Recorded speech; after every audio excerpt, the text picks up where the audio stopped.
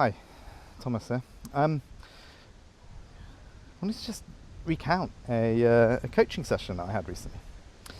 It was virtual, and the person they were struggling with their relationship with work, and they wanted to explore that, discuss it a bit more. And so we did it with a creative style, an ecosystemic style. I asked them to create a space in front of their laptop where they could kind of do this work. And I said, look around you, find an object that represents themselves, and find an object that represents work. And they settled on a small little plant, only about sort of yay big, right? A bit bigger maybe. And they settled on a coffee mug, empty, for their to represent work.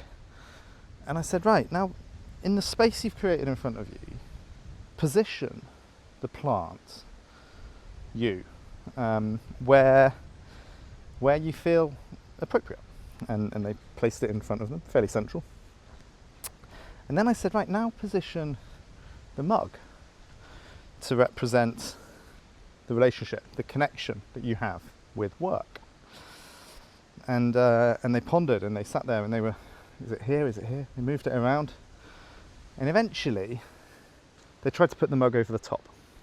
But the petals of the plant wouldn't allow the mug to fit, so they had to squeeze the petals, squeeze the plant, and put the mug over the top.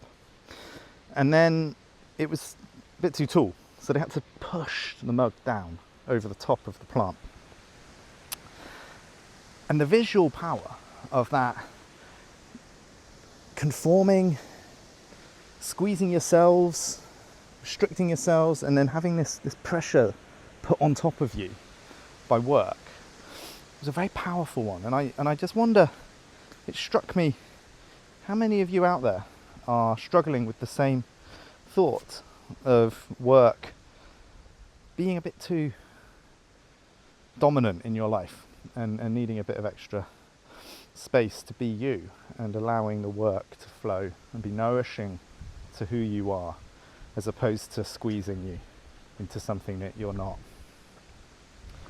If that resonates, get in touch. We can have our own coaching sessions. Good to talk you through that.